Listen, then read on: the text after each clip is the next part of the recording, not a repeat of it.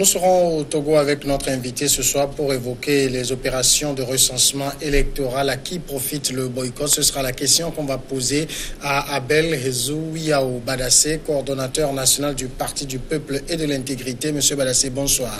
Bonsoir, monsieur Samuel, et bonsoir à toute la grande équipe de la New World TV. Et chapeau pour tout le travail que vous abattez. Merci beaucoup. Les opérations de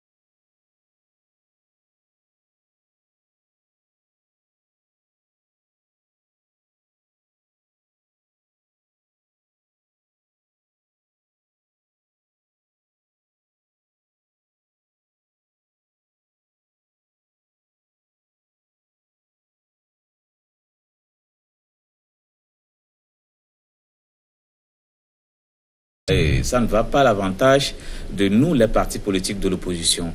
Et le PPI ne comprend pas aujourd'hui cette position qu'adoptent certains partis politiques en appelant les Togolais à refuser d'aller se faire recenser et par ricochet en maintenant les Togolais dans cette position très critique.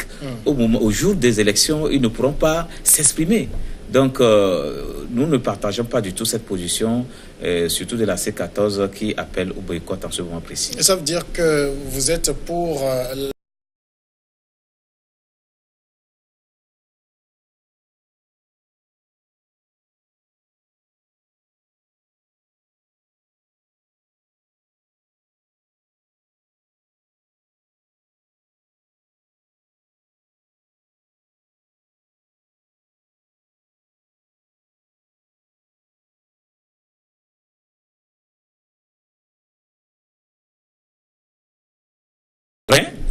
participer à ce processus, accompagner ce processus pour qu'elle puisse avoir un droit de regard.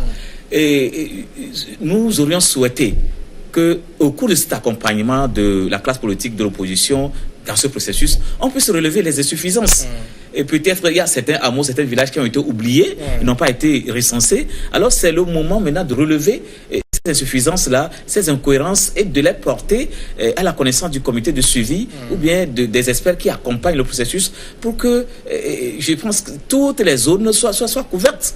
Mais si on appelle les Togolais à rester à l'écart de ce recensement, je ne sais pas si on aura encore tous les moyens à sa disposition pour pouvoir arrêter encore le train de ce recensement. Alors justement, peut-être c'est ce qu'espère la coalition. Elle estime que tout ce qui se fait actuellement, eh bien, on sera refait à nouveau. Bon, au PPI, nous trouvons cela un peu difficile parce que vu les investissements qui ont été consentis, d'abord par rapport à la formation des opérateurs de saisie et tout le matériel qu'on a mis en place, mais ce qui nous étonne, nous avons également dans notre caisse sollicité la CEDEAO pour le règlement. Mais la CEDEAO a mis à notre disposition une équipe d'experts qui accompagnent ce processus. Et je pense que ces experts électoraux, à la fin, doivent auditer le fichier pour le certifier. Mais alors, quel est alors le gage que nous attendons pour pouvoir accompagner ce processus? Donc, au PPI, nous pensons que déjà, même si nous estimons que les délais qui ont été prévus pour les deux zones restent très limites, c'est très important d'appeler les Togolais à aller se faire recenser parce qu'en réalité, la faute n'est pas au niveau du recensement. La fraude plutôt n'est pas au niveau du recensement, mais elle est ailleurs. Mais est-ce que vous ne pensez pas que l'opération de recensement qui est en train de mener la CENI, ce devrait être fait au moment où cette CENI va être véritablement inclusive? Bon, est-ce qu'il fallait que la CENI attende d'abord que les membres de l'opposition de la C14 intègrent la CENI avant de pouvoir relancer le processus, ou bien je pense que la coalition voudrait que le processus soit... le compteur soit mis à zéro. Recommencer toutes les opérations. Et je pense que c'est ça, c'est ce qui est difficile. Et nous,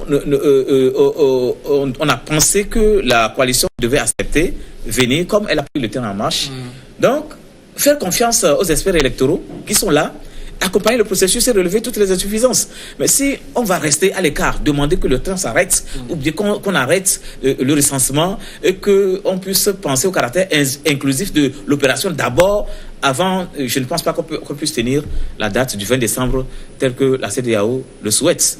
Et dans le chronogramme aussi que la CEDEAO a soumis aux acteurs politiques togolais, je pense qu'ils ont pris en compte les dates des recensements électoraux. Ils ont confirmé la date de la CEDEAO. Si ces dates ont été confirmées par la CEDEAO, alors qu'est-ce que nous reprochons à ce processus? C'est ce que nous ne comprenons pas au PPI. Je pense qu'il fallait s'associer et apporter toute son expertise, sa vigilance au niveau de ce processus pour que cela puisse aller à bon terme. Alors aujourd'hui, en tout cas, le processus de recensement est en cours. Est-ce que vous avez eu à faire un tour pour voir s'il y a foule ou pas? Déjà cet après-midi, j'ai fait le tour de quelques bureaux de vote dans ma zone, au niveau de Granawe. Je pense que l'affluence est là. Moi, je pensais que l'appel au boycott devrait être largement suivi, mais ce n'est pas ce que j'ai constaté ce soir, franchement, au niveau des centres de recensement. Il y avait encore de l'affluence. Et j'ai une proche parente qui est allée se faire enrôler, mais elle a passé pratiquement toute la journée sans passer. Mais cela veut dire que certains Togolais ont compris que disposer d'une carte d'électeur est très important. Mais au moment du vote, on a la possibilité d'aller ou de ne pas aller. Mais pour le moment, il faut disposer d'abord de la carte d'électeur. Mais je me demande si aujourd'hui, la coalition arrive à obtenir peut-être l'arrêt de l'opération et que, à la fin des négociations, peut-être on arrive à leur accorder 2 ou 3 jours sur le délai qui est fixé. Est-ce qu'on est sûr que tous ces militants qui ont passé tout le temps à la maison pourraient se faire enrôler dans les 2 jours? Moi, au PPI, nous trouvons que c'est une erreur aussi monumentale. Et à travers cette erreur-là, nous allons même loin en disant que, en nous posant la question, est-ce que ce n'est pas une combine entre les acteurs politiques de la C14 et le pouvoir? Parce que depuis longtemps, nous avons pensé, et c'est justifié, que c'est cette position adoptée qui a maintenu le régime au pouvoir. On se rappelle encore l'erreur fatale qui a été commise au niveau de 2002 à travers ce boycott. Et c'est ça qui nous a conduit dans cette situation aujourd'hui. Mais si nous recommençons les mêmes choses, cela veut dire que nous n'avons pas su tirer les leçons du passé. Et il faut que la C14, je ne suis pas ici pour leur donner une leçon, mais je leur demande humblement de revoir cette position parce que ça n'aide pas vraiment les Togolais dans leur lutte, dans leur quête de l'alternance. Cela reconforte le régime dans sa position parce que l'UNIRA a appelé tous ces militants à aller se faire recenser. Et si demain, il est confirmé que nous allons aux élections le 20 décembre, c'est l'opposition, toute l'opposition qui soit perdante. Alors ça veut dire que vous pensez, après le tour que vous avez fait, c'est vrai, vous ne parlez que de votre zone, Granawe, vous confirmez que l'appel au boycott a fait pchit? Mais je confirme que l'appel n'a pas passé. Et beaucoup de Togolais, mis à part ceux qui se désintéressent aujourd'hui de la chose politique, parce que exacerbés par la situation, ceux qui comprennent, ne respectent pas le mot d'ordre qui a été lancé. Ils vont se faire recenser. Parce que, tenez-vous bien, en dehors de l'enjeu électoral, il y a aussi le fait que certains Togolais n'ont pas de pièce d'identité. Et que c'est cette pièce-là qui leur permettront peut-être de se faire valoir ailleurs. Alors, aujourd'hui, l'opération de recensement est en train d'aller. Vous l'évoquez que le temps imparti est très court parce qu'on a parlé d'un recensement intégral, ce n'est pas une révision. On se rappelle, par le passé, il y a eu des révisions qui ont pris 15 jours. Là, on a un recensement complet sur 8 jours. Qu'est-ce qui ne va pas? Mais c'est ça qui ne tient pas, c'est ça qui nous étonne au niveau du Parti du Peuple et d'Intégrité. Si on pouvait donner 15 jours, on peut donner 15 jours pour une révision, mais pourquoi alors donner 8 jours pour un recensement intégral? Mais à partir du moment où ce ne sont pas les équipes qui se déplacent vers les maisons pour recenser les citoyens, et que c'est les citoyens qui doivent se déplacer pour aller se faire recenser, mais je pense que ce délai est très, très, très insuffisant. Et le PPI profite de cette occasion, de ce plateau, pour lancer un appel à la CENI, aux autorités, de pouvoir revoir ce délai-là, de pouvoir l'augmenter, parce que sans quoi on risque de faire un mauvais travail et de donner raison à ceux qui peut-être ont appelé au boycott. Est-ce que vous avez fait ou vous envisagez faire des démarches, peut-être écrire, saisir la CENI par courrier à cet effet? Oui, nous allons saisir la CENI par courrier et saisir également le ministère en charge de l'administration territoriale par rapport à ce délai. Alors, en tout cas, vous le dites, la mobilisation, elle est grande malgré l'appel au boycott. Mais selon vous, à qui profite cet appel au boycott? Bien, si nous faisons une analyse objective, aujourd'hui, c'est les militants de l'opposition qui sont restés à la maison. Ce sont eux qui ne vont pas aller se faire recenser. UNIR a appelé ces militants à aller se faire recenser. Je pense qu'au but, le net l'ont fait également. Mais si, à la fin de compte, la C14 n'a pas pu obtenir gain de cause et qu'il y a élection législative le 20 décembre, je pense que la C14 alors aurait commis la même erreur que celle commise en 2002, qui a conduit le Togo dans les problèmes actuels. Et ce boycott qui est lancé par la C14 profite essentiellement aux partis au pouvoir. Voilà pourquoi nous insistons que pour nous, au PPI, il nous semble que c'est une combine entre les acteurs politiques de la C14 et le pouvoir. Il y a des non-dits entre eux que nous ne savons pas peut-être. Sinon, cette position de la C14 aujourd'hui est inexplicable. Lorsque j'ai suivi un acteur politique quand même de la C14, je pense que c'était un militant du CAR, un membre influent du CAR sur une chaîne, je pense qu'il a constaté lui aussi qu'ils n'ont pas les moyens de pouvoir suivre ce boycott. Et du coup, ils font le constat que certains Togolais, malgré le boycott qui est lancé, se font recenser. Alors, n'est-ce pas là un échec? Est-ce qu'il ne faut pas revoir cette attitude? Pour finir, aujourd'hui, la C14 a dressé, a balisé le chemin pour la victoire au législatif prochain du parti UNIR.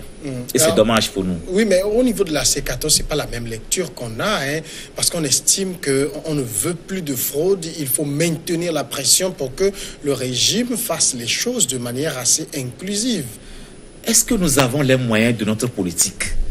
Est-ce que la C14 a les moyens de la posture qu'elle adopte aujourd'hui?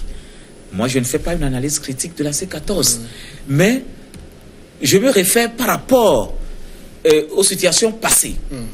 Lorsqu'il s'est agi en 2002 dans les élections législatives, mais c'est cette même classe politique aujourd'hui de l'opposition qui a crié au boycott.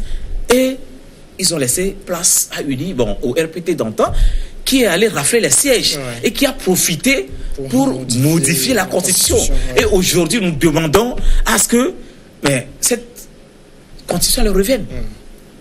Mais si nous n'avons pas les moyens de notre politique, nous n'avons pas les moyens de faire pression pour que nous puissions arrêter le processus, il vaut mieux accompagner et être vigilant, relever les insuffisances, comme je l'ai dit tantôt, pour que ces insuffisances-là soient portées au niveau du comité de suivi et devant les experts.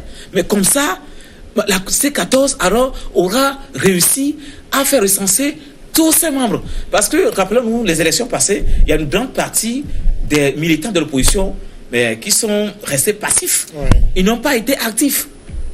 Alors, ce serait alors l'occasion de les sensibiliser pour qu'on puisse agrandir l'électorat qui est favorable à l'opposition.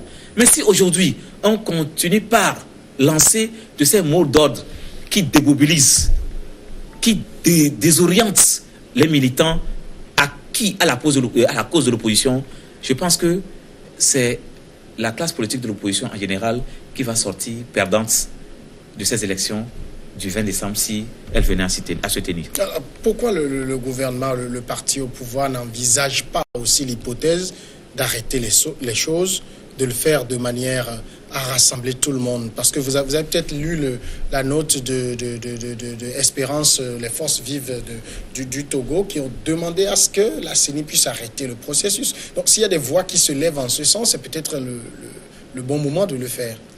Oui, bon, je reviens encore, nous avons passé tout un temps, depuis le 19 août, que la crise a déclenché. Les Togolais n'ont pas pu se parler. Mais jusqu'au jour d'aujourd'hui, ils se regardent en chien de faïence. Et la C14 et les membres du parti au pouvoir. Mais c'est nous qui avons sollicité la CEDEAO qui est venue, qui a intervenu, et maintenant qui nous donne un chronogramme. Et ce chronogramme est à respecter. Mais la question est de savoir, est-ce que l'appel que nous avons lancé à la CEDEAO qui est arrivé et qui nous impose maintenant un chronogramme, nous allons alors récuser la CEDEAO ou bien nous allons nous aligner derrière le chronogramme que la CEDEAO nous impose? Je pense qu'on ne peut pas refuser aujourd'hui de suivre ce que la CEDEAO nous impose. Alors, il importe à la classe politique de l'opposition de jouer le jeu en participant. Aujourd'hui, déjà, c'est un acquis que la CENI soit recomposée. Alors, lorsque les membres de l'opposition prennent leur siège au niveau de la CENI, le processus va continuer. On ne va pas reprendre quand même la formation des opérateurs de saisie. Mais tout ce travail, tout cet investissement qui a été consenti, mais le Togo a autre chose à faire que cette question électorale. Et nous pensons que la classe politique de l'opposition et surtout le parti au pouvoir sont en train de divertir les Togolais. Et il y a des non-dits entre eux et ils profitent quand même pour maintenir le Togo dans cette situation. Et je pense que ce sont eux qui tirent le profit. Vous avez évoqué la question de la recomposition de la CENI. Jusque-là, elle n'est pas encore effective.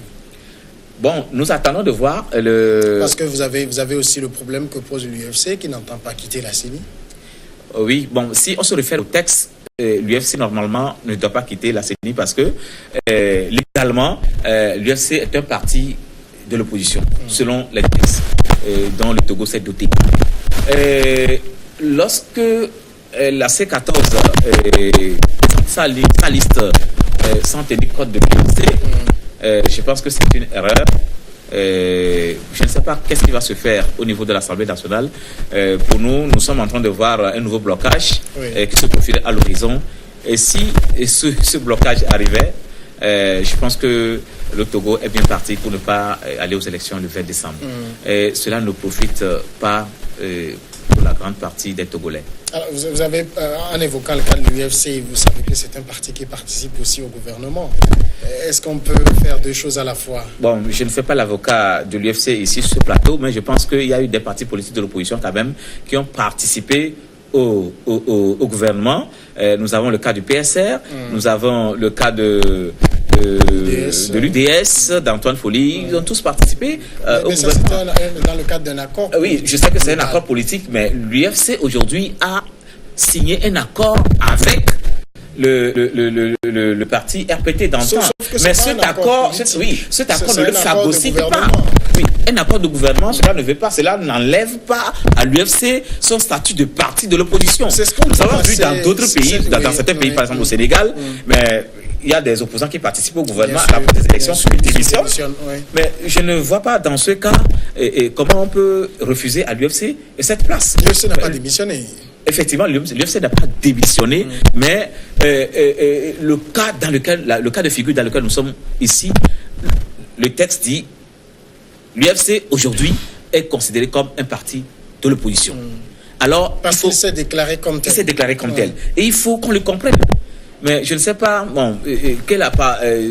par rapport à l'accord que l'UFC a signé, c'est sur cette base qu'on dit l'UFC est un parti. L'UFC n'a jamais formé un groupe parlementaire avec UNIR à l'Assemblée nationale. Oui.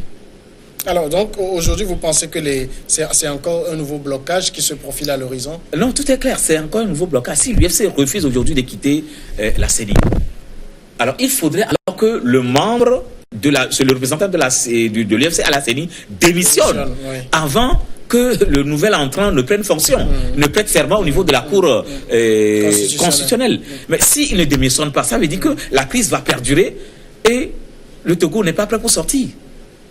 Alors, mais dans ce cas, quand on fait un recensement, alors qu'au plan politique, rien n'a véritablement été réglé, est-ce qu'il n'y a pas un risque? Le risque, c'est vrai, il y a un risque qui se profile à l'horizon, mais les Togolais doivent se surpasser. La classe politique togolaise doit se surpasser, dépasser tous ces clivages. Ça, on l'a toujours dit, mais on a vu ça aussi. Lorsque nous mettons nos intérêts en avant et qu'on laisse l'intérêt du peuple derrière, on ne peut qu'aboutir à ces crises répétitives qui vont toujours retarder le pays. Je ne sais pas. J'ai apprécié le geste du NETS qui, aussitôt après la décision de la recomposition de la CENI, a donné sa position et qu'il était prêt à se retirer. Mais l'UFC est à la CENI de plein droit. Si aujourd'hui, on n'arrive pas à prendre une décision, à se comprendre au niveau de l'Assemblée, alors là, je pense que nous allons faire intervenir encore la CEDEAO qui va trancher. Sinon, pour nous au PPI, s'il y a blocage, cela veut dire que nous avons émis des réserves par rapport à la date du 20 décembre. Cette élection ne peut pas tenir. Et donc, ça veut dire que vous pensez quand même que le processus de recensement actuel ne va pas être repris?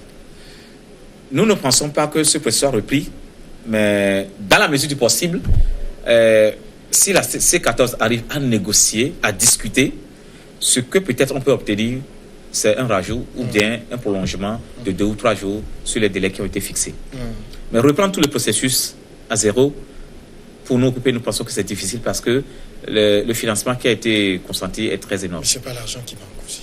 C'est vrai que ce n'est pas l'argent qui manque, mais il y a des priorités au niveau du pays. Nous n'avons pas des hôpitaux, les écoles sont en manque. Donc, si on pouvait faire économie de ces tiraillements, de cette tergiversation, mais on peut faire économie également de ces financements et les injecter ailleurs. Abel Hezou Yao Badassé, merci d'être passé répondre à nos questions. C'est moi qui vous remercie. Coordonnateur national du Parti du Peuple et de l'Intégrité PPI. La pause et après, regard croisé.